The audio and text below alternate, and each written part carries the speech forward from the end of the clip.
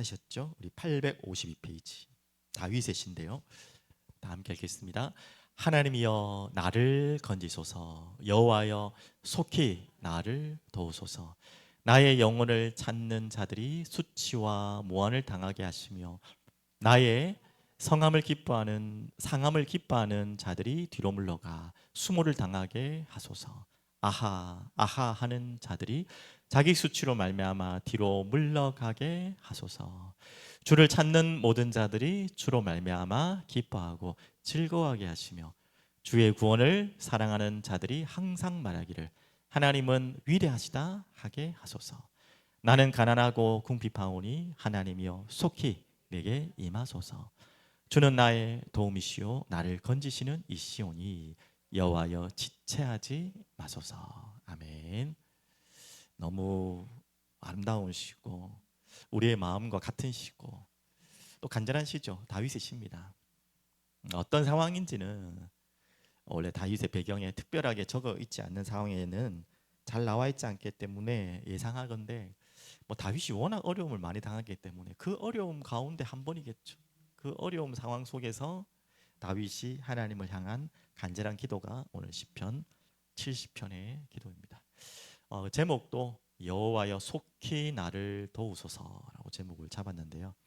당분간 우리 수요 기도회를 좀 기도에 대한 메시지를 같이 나누는데 오늘은 아시다시피 누구보다 기도하면 떠오르는 성경의 인물이 다윗 아닙니까?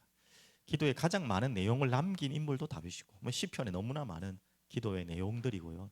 자신의 실제적인 기도고 가장 힘들 때 그냥 마음이 썩어질 때 무너질 때마다 토로했던 많은 시들이 다윗의 시기 때문에 우리와도 또 너무나 감정이입이 잘 되고 또 우리가 기도를 배우기에 가장 좋은 모델이 또 다윗의 기도의 내용들입니다. 자, 그래서 이 다윗이 여러분 인생을 이미 다 알고 계시겠지만 지나간 인생 보면 아유 이렇게가 이렇게 됐구나 하지만 그 개인의 현재를 돌아보면 얼마나 많은 어려움을 당했습니까? 다윗이 그렇게 믿음이 좋았고 하나님을 사랑하고 경외하고 경배했던 인물이었지만 자기 자신의 죄악도 그로 인한 넘어짐도 있었고 그것도 몇 번 반복되었고 또 그거와 상관없이 또 그와 연결돼 있겠지만 많은 참 이해할 수 없는 고통과 또 죽음과 위기 속에서 또 특히 배신을 그렇게 많이 당했죠. 첫 번째 배신이라고 하면 누굽니까? 저기 저 사울 왕이겠고 또 이제 형 뭡니까 아들들에게도 다른 사람보다도 더 아프겠죠. 예. 남하고도 다르겠죠. 친구에게도 또 배신을 당하기도. 가장 가까운 자들에게 이렇게 많이 배신 많이 당한 사람도 없을 만큼 다윗은 참 그 고통을 우리가 다 상상할 수 없죠. 믿었던 가장 가까운 자에게 뭔가 이런 배신을 당했을 때 오는 자 그런 것처럼 근데 그때마다 어떻게 그러면 우리가 궁금한 거는 어떻게 일어났겠냐 이거예요. 그때를 어떻게 원망과 불평과 그냥 포기하지 않고 한두 번도 아니고 계속해서 넘어지는 그 상황 속에서 다윗은 어떻게 무너지지 않고 계속 일어났겠냐 이거예요. 우리가 반드시 배워야 될 또 우리가 간구해야 될 은혜죠. 그래서 자 다시 시작한다라는 우리 새벽 말씀에도 참 저에게 감동을 주셨던 말씀 중에 하나인데 언제나 다시 시작하는 게 쉬울 것 같지만 쉽지 않습니다. 재기라는 표현도 쓰는데 영적으로 우리가 한번 무너졌다가 일어나기가 참 쉽지 않죠. 그래서 웬만하면 안 무너지면 좋겠고 실패 안 하면 좋겠지만 그것은 우리 마음이지 그렇게 잘 되지 않잖아요. 우리는 반복적으로 넘어지고 우리의 죄악 때문에도 넘어지지만 그와 또 상관없이 또 우리는 여러 가지 일들로 넘어지고 또 일어나고 넘어지고 일어나고 할 때가 너무 많습니다. 특히 지금 우리 새벽에 읽고 있는 스가랴서가 대표적으로 그 상황이죠. 읽을 때마다 이 감정이 입이 참 잘 됩니다. 스가랴라는 선지자를 세우셔서 하나님이 계속해서 그 메시지를 던지는 내용이 뭐냐면 완전히 황폐한 땅에 이스라엘 백성들이 돌아왔단 말이에요. 70년의 포로 생활을 마치고 돌아왔단 말이죠. 그 70년의 포로 생활을 고스란히 다 감당하고 온 사람도 있을 것이고 그 가운데서는 또 새로 태어난 후대들도 있겠죠. 태어나 보니까 이상한 땅에서 포로로 끌려와 있는 후대들도 분명히 있겠죠. 하여튼 이런저런 사정 있는 자들이 황폐한 땅으로 다시 돌아왔어요. 거기에서 완전히 새로 시작해야 돼. 하면 되지. 우리 마음은 간단하지만 결코 그런 것이 아닙니다. 언약의 땅에서 쫓김을 받았던 이스라엘이, 아유 우리가 나라가 힘이 약해가지고, 아유 우리가 국방력이 약해가지고, 경제가 약해가지고 저 악한 강대국한테 군사력이 약해서 적군하러 아니잖아요. 이스라엘 백성들이 차라리 그렇게 됐으면 다행일지 모르죠. 그럼 다시 강력한 군사를 일으키고 돈을 벌면 되지만 그게 원인이 아니었어요. 뭐가 원인인지는 그들이 더 잘 알았어요. 뭐였습니까? 그들의 죄악과 그 불순종과 그 폐허된 마음들이었죠. 그래서 결국 그 언약의 땅에서 쫓김을 받는 거란 말이에요. 그냥 힘이 없어서 끌려가는 게 아니라 언약의 땅에 쫓김. 어떻게 언약의 땅을 왔는지 알잖아요. 아브라함에서부터 시작된 언약이 어떤 과정을 거쳐서 언약의 땅으로, 하나님이 부르신 그 땅으로 이들이 정착하고 왕정 시대를 살았는데, 왕정이 완전히 쫄딱 가망했잖아요. 북남 맞죠? 그런 말은 그냥 단순한 나라의 멸망이 아니고요, 언약에 대한 파기의 내용입니다. 하나님이 언약의 백성으로 그 땅에 두시고 거기에 있도록 하셨는데, 거기에 쫓겨났다는 의미는 단순한 힘이 없어서 버림받은 그런 게 아니에요. 굉장히 무시무시한 영적인 충격입니다. 당연히 하나님의 징계죠. 또 분명히 말씀하셨어요. 미리 돌아올 거라고. 그것까지도 미리 말씀하셨어요. 하나님이 높아심도 계셨겠죠. 이들이 또 그렇게 착각하면 안 되니까. 그런데도 그들의 마음에는 이 70년 이후에 돌아올 것이 암담하겠죠. 맞죠? 그게 남아있는 사람 몇 명이나 있겠어요. 지금 당장 죽어가고 있고 당장, 그래 안 믿어질 수도 있겠죠. 얼마나 하나님에 대한 두려움이 컸겠습니까? 얼마나 하나님에 대한 실망도 컸겠어요. 얼만큼 기도를 하고 기도를 했는데도 응답이 안 오는 많은 세월들을 보내왔을 거란 말이죠. 멸망 전부터 기도했는데 멸망했죠. 하물며 그 자존심, 영적인 자존심인 성전도 다 파괴돼 버렸죠. 그 땅에서 쫓김을 받았죠. 이거는요, 에덴 동산에 쫓겨난 아담과 하와 같은 상황이에요. 쉽게 말하면. 그하고는 좀 다른 의미지만 그만큼 언약적으로 영적으로 큰 데미지를 얻는 엄청난 사건이 바로 바벨론 포로와 그로 인해 돌아온 자들이에요. 그 황폐한 땅에서 다시 시작해야 된다는 마음이 얼마나 막막하겠습니까? 그런데 이제 겨우 마음을 다잡아가지고 시작했단 말이에요. 아시죠? 대충 내용은 재건을 했단 말이에요, 성전. 근데 어떻게 됐습니까? 또 외부의 많은 방해들을 통해서 뭐 오늘 보니까 16년 뭐 10여 좀 다르거든요. 10 하여튼 5, 6년 정도를 멈춰 있는. 차라리 시작을 안 하는 것보다 더 힘든 게 그겁니다. 시작해놓고 멈추는 거. 다시 시작하기 정말 쉽지 않거든요. 그때 하나님이 스가랴를 세워서 주신 말씀이 스가랴를 읽고 있는 내용입니다. 그러니까 계속 힘을 주는 거예요. 하나님이 회복할 것이다. 다시 찾아올 것이다. 이전 영광 회복할 것이다. 열방이 돌아올 것이다. 지금 회복될 것 정도로가 아니라 아예 그들이 인생 동안에 보지도 못할 영원한 세상, 영원한 미래까지도 계속해서 보여주시는 거예요. 그런 하나님의 말씀이 임하지 않았다면 그들이 그 일을 감당하지 못했겠죠. 그만큼 제가 말씀드리고 싶은 거는 무너졌다가 일어나는 것이 보통 쉽지 않다는 것입니다. 오늘 다윗 이야기인데 그가 거기까지 갔네요. 다윗이 많은 뒤통수를 받아. 오늘도 이제 모양실 했는데, 오늘이 아닌 어제 날짜도 착각한. 제 친구가, 제 목사인 고신 측의 친구가 양산에 잠시 들렀다가 저한테 들렀어요. 뭐 여러 가지 이야기를 하다가 저한테 책 하나를 소개를 해줬어요. 책 제목이 뭔지 아십니까? 아직 안 읽었는데요. 뒤통수라는 책. 일반 신앙 서적은 아니고 일반 서적은 뒤통수. 아, 이 책 왜 보라는데, 사람을 잘 알아야 목회를 잘한다면서. 그럼 사람한테 뒤통수를 왜 알아야 되는데 하니까, 아이, 읽어보면 안다. 무슨 말 하는지 저도 모르겠지만 하여튼 그만큼 이런 상처가 보통 상처가 아니라는 거죠, 맞죠? 그래서 참 다른 이야기이지만 하나님과의 관계 속에서의 이 균열이 굉장히 무서운 거거든요. 오늘도 그 영상을 알아봤는데 어제 아마 나온 피디수첩인 같아요. 이제 통일교 뭔 학자입니까? 갑자기 생각도 안 나네.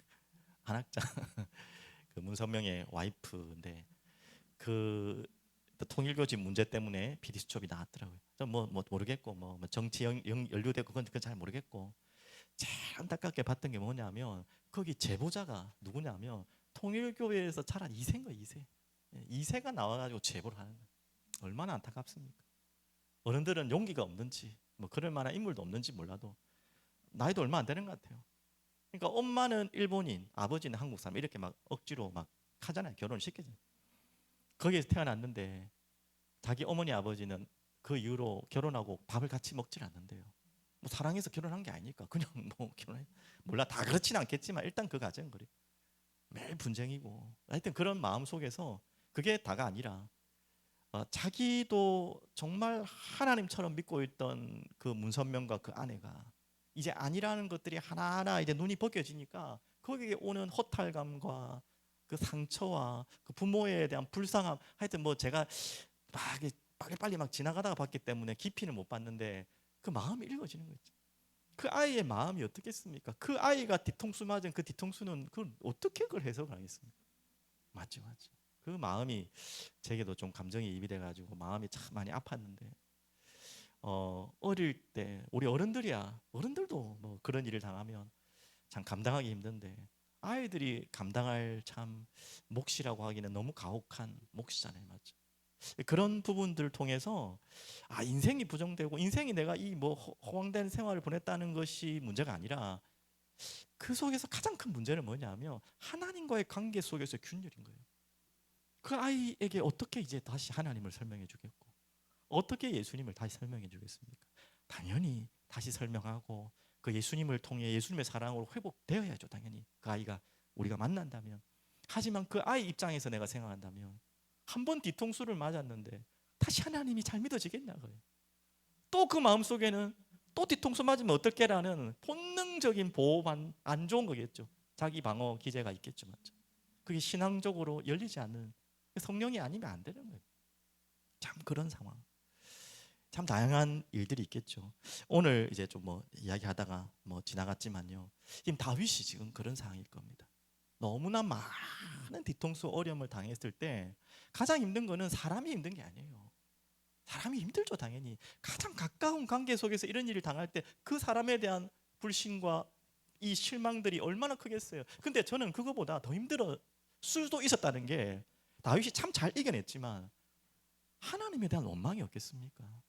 하나님 나에게 왜 이러십니까? 하나님 제 아들이에요. 아들이 왜 저럽니까? 정말 하나님을 믿는 자들은 그렇게까지 갈 수밖에 없잖아요. 도저히 이해가 안 되잖아요. 근데 제가 잘못한 건 알겠는데 이렇게까지 하셔야 됩니까? 라고도 나올 수 있을 거예요. 아니 또 반대로 내가 뭘 잘못했길래 내게 이런 어려움이 옵니까? 라는 많은 질문들이 분명히 오겠죠. 자, 오늘 여러 가지로 하여튼 여러분들 마음이 황폐해지고 뭔가 회복되어지고 다시 시작하려고 하는데 나도 모르게 그 과거에 다시 시작해야 된다고 하는 가장 어려움이 뭡니까? 또 그러면 어떻게 하지 하는 불안함이 있잖아요. 또 저 사람이 통치면 어떻게 하지? 또 저 하나님이 그렇게 하시면 어떻게 하지? 또 무너뜨리면 어떻게 하지? 또 내가 상처받으면 어떻게 하지? 이게 나를 마음을 확확 굳게 하는 거예요. 이게 뭐 이상한 비유긴 하지만 팔도 한번 부러지고 붙으면 팔이 더 단단해진다는 이 좋은 의미로 이야기한 건데 나쁜 의미로 생각하면 우리 마음도 그런 한번 깨어지고 붙어버리면 그 마음 더 단단해지는 것 같아요. 왜? 보호하려고. 외부에서 보호하려고. 안 그렇겠습니까? 인간 간의 관계 속에도 그게 문제지만 가장 심각한 건 하나님과 관계에서 그럴 수 있다는 거예요. 하나님 나의 과거를 왜 이렇게 만드셨습니까? 그게 이해되지 않고 해석되지 않고 발전되지 않으면 계속해서 그래도 내 깊은 마음에는 하나님을 신뢰하고 사랑하지만 뭔가 완전히 열지 못하는 마음들이 있잖아요.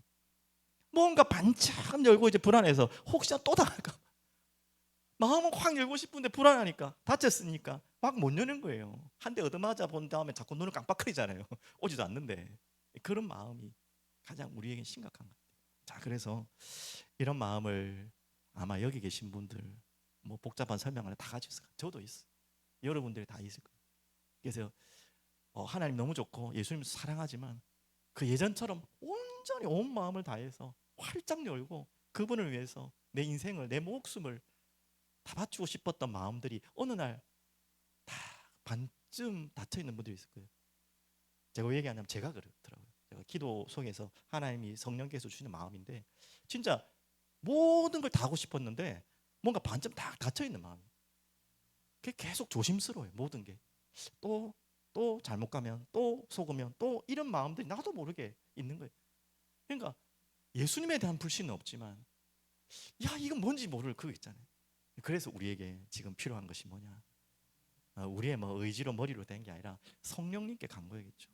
그래서 스가랴에서 이미 답을 주셨어요. 4장 6절에 그 황폐된 마음, 뭔가 불안한 마음, 다시 성전을 재건하려고 하는데 한번 무너졌던 마음, 이미 오랫동안 실패했던 자들이 성전을 재건하는데 또 실패했으면 이 실패는 엄청난 데미지인 거예요. 그러니까 다시 못해요 원래는. 근데 하나님이 어떻게 스가랴를 통해 말씀 주셨죠? 바로 오직 여호와의 영으로 가능하다. 우리의 힘과 능력으로 아니라 여호와의 영으로. 그 말씀을 스가랴를 통해 계속 환상을 통해 여러 가지 비유를 통해 허락하시는 거예요. 그래서 속히 나를 도우소서라고 오늘 이 다윗의 고백이 이제 이해돼요. 맞죠? 그런 심정이 이해됩니다. 그래서 여기 보면 두 가지로 짧게 얘기하면, 나의 영혼을 찾는 자, 2절 3절 나오죠. 나의 영혼을 찾는 자들이 수치와 무한을 당하게 하시며 나의 상황을 기뻐하는 자들이 뒤로 물러가 수모를 당하게 하소서.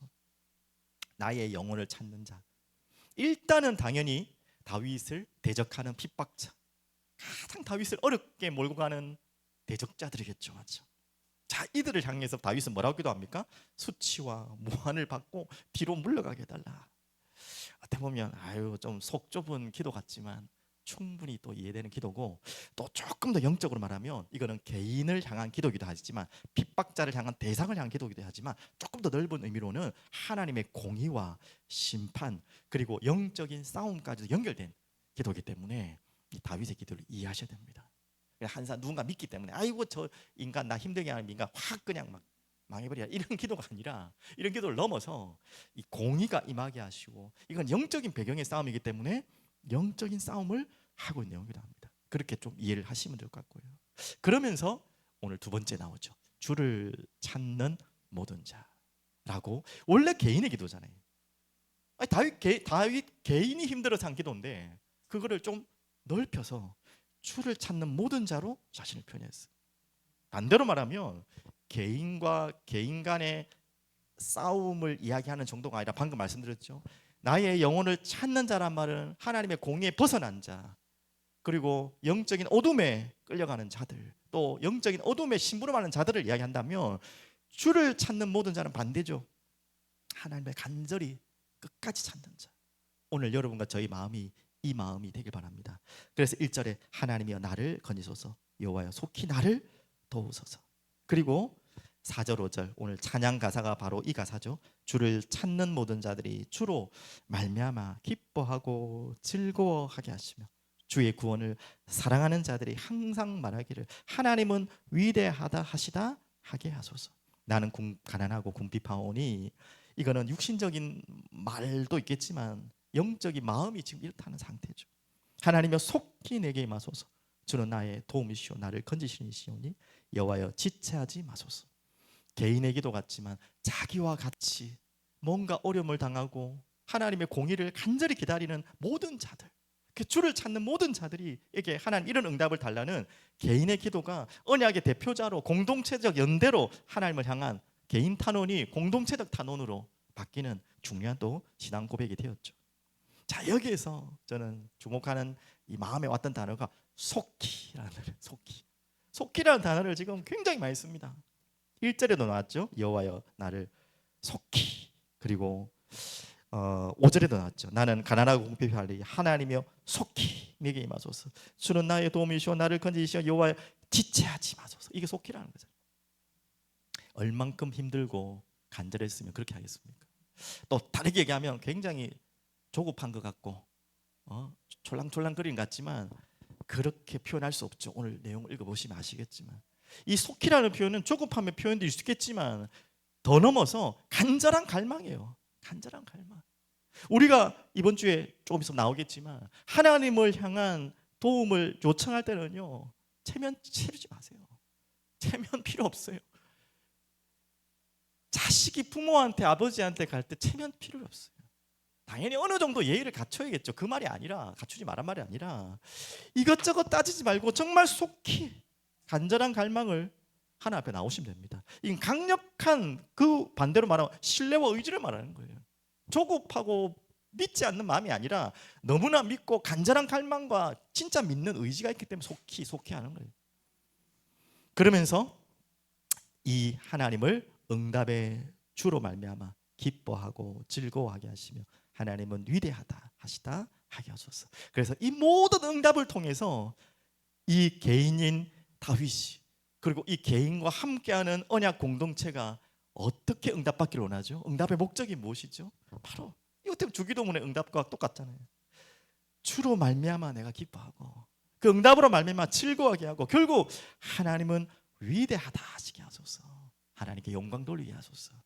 이게 우리가 하나님께 간절히 속히 지금 내 문제, 해결할 수 없는 이 답답함을 간절히 속히 구하는 목적이에요.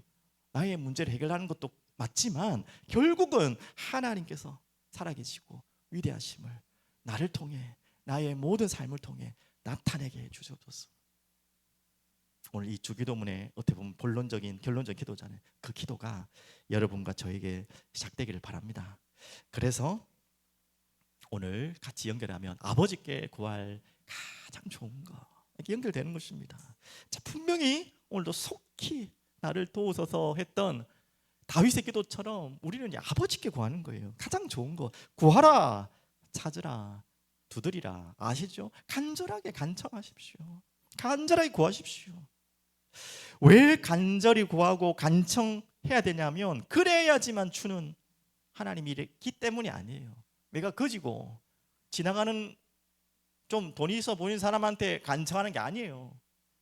그거는 그런 의미죠. 내가 간청하고 불쌍히 여기는 만큼 줄 수도 있고 안 줄 수도 있기 때문에 오늘 이번 주에 주신 말씀에 이 간청은 그런 의미를 설명하는 게 아니에요. 우리가 간절히 구해야지만 얻을 수도 없고 얻을 수도 없을 수도 있다는 그런 의미가 아니라 간절히 구해야 될 이유가 뭐냐면 하늘 아버지이기 때문에 구하라는 거예요. 그렇게 간절히 관계 때문에 구하라는 거예요. 조금 더 쉽게 설명해 볼까요?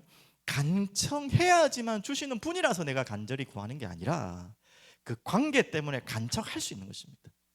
간절히 구하고 속기 달라고 할 수 있는 분이라는 거예요. 아무나 지나간 사람한테 빨리 주세요 빨리 주세요 하면 밉상이지 맞죠? 오늘 연결해서 속히 간절히 구하고 찾고 두드릴 수 있는 이유는 뭐냐면 그분과의 관계가 내가 그분의 아들이에요. 내가 그분은 나의 아버지예요. 그때 하늘 아버지, 가장 완벽한 걸 주실 수 있는 하늘 아버지예요. 그리고 하나님이 또 그걸 원하세요.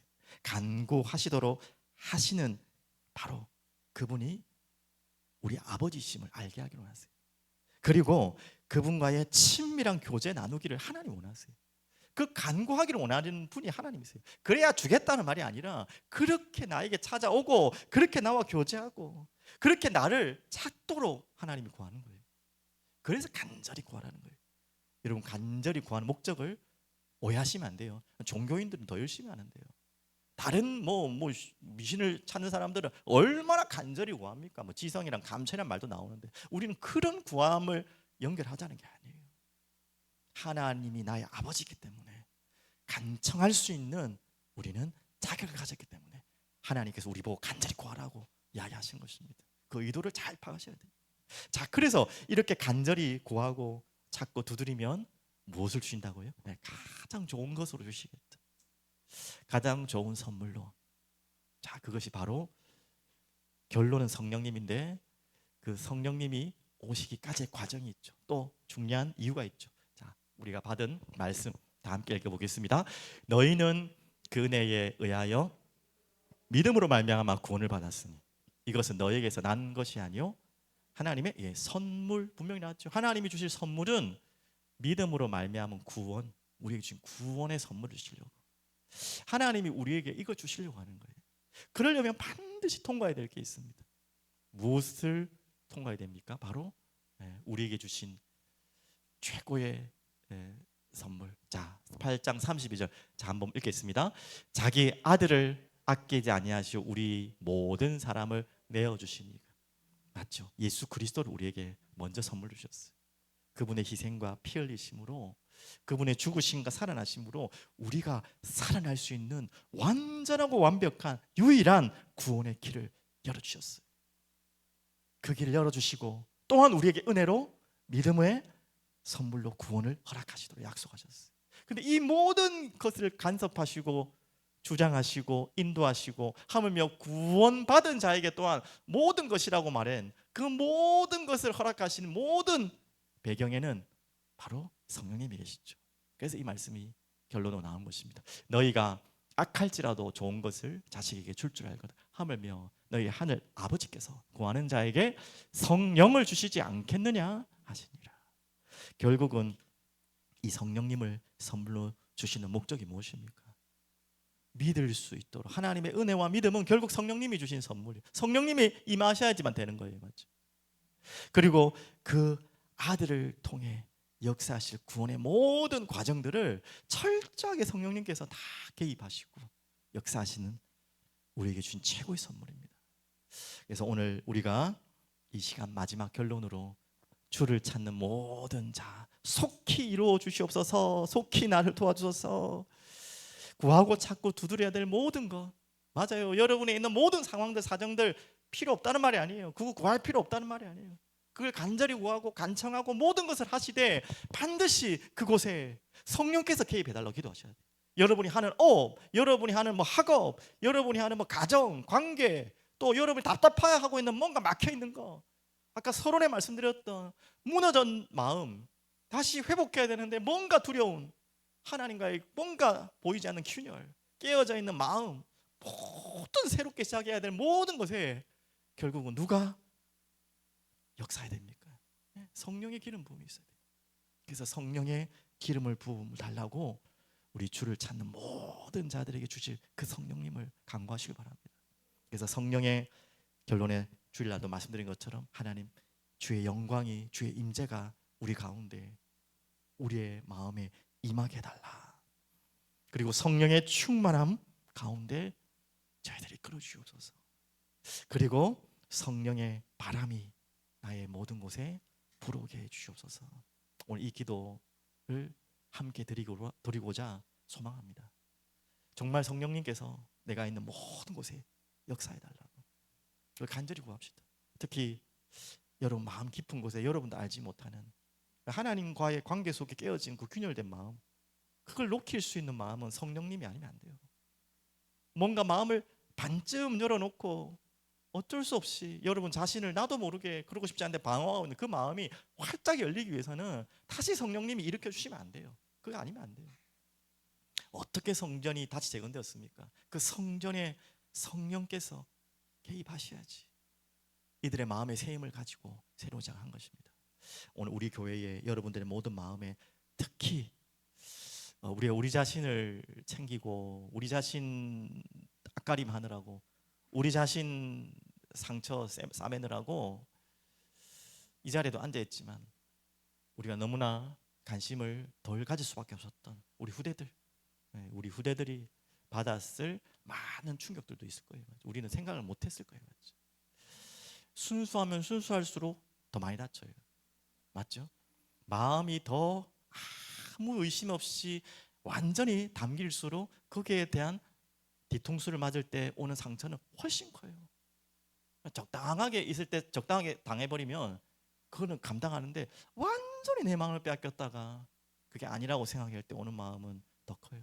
어떻게 보면 어른들은 똑똑하고 영악해서 완전히 안 담근 분도 있을 거예요, 마음을. 하지만 아이들은 너무나 순수하고 깨끗하기 때문에 그게 뭐 그냥 의심 없이 받아들였다가 뒤통수 맞았을 때 오는 그 충격은 어떻게 감당하겠습니까? 그 정말로 마음이 너무 아프더라니까요. 그 2세들 보니까 그 통일교 2세들 아이들 간증을 보니까, 간증도 아니죠, 뭐라 해야 되나 했던 그 보고를 보니까 오늘 여러분과 저희들 우리 공동체 마음에 성령의 바람이 불어오게 해달라고 기도해야 될 중요한 이유입니다. 다른 방법으로는 불가능해요.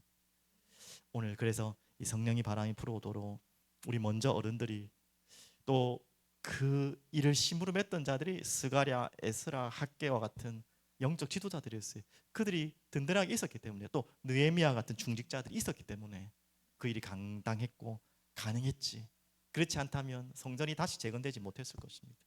성령의 바람 아래 영적 지도자들이 세워져서 다시 모든 것이 회복되고 시작될 수 있도록 우리 이 시간에 같이 기도하고 마음을 담는 시간 되길 바랍니다. 살아계신 하나님 아버지 감사합니다. 오늘도 수요일 기도로 주님 앞에 나아가기를 소원하는, 주를 찾는, 하나님을 사랑하는 자들이, 주님으로 기뻐하고 즐거워할 자들이 이 자리에 모여 있습니다. 주님을 찬양케 하시고 주님의 또 도움을 간구하게 하시고, 그 주님이 우리에게 주실 최고의 선물 성령님을 통해 우리를 어루만져 주시고, 우리도 알지 못한 우리 마음의 균열을 메꿔 주시고, 하나님과의 관계 속에 깨어졌던 모든 불신들을 다시 회복해 하시고, 성령님 우리를 어루만져 주시고 일으켜 주시고, 새롭게 성전을 재건했던 것처럼 하나님 새로운 이 땅에 하나님의 영광을 드러낼 교회가 새롭게 시작되게 하여 주시옵소서. 감사와 찬양을 드리며 살아계신 예수 그리스도 이름으로 기도드립니다.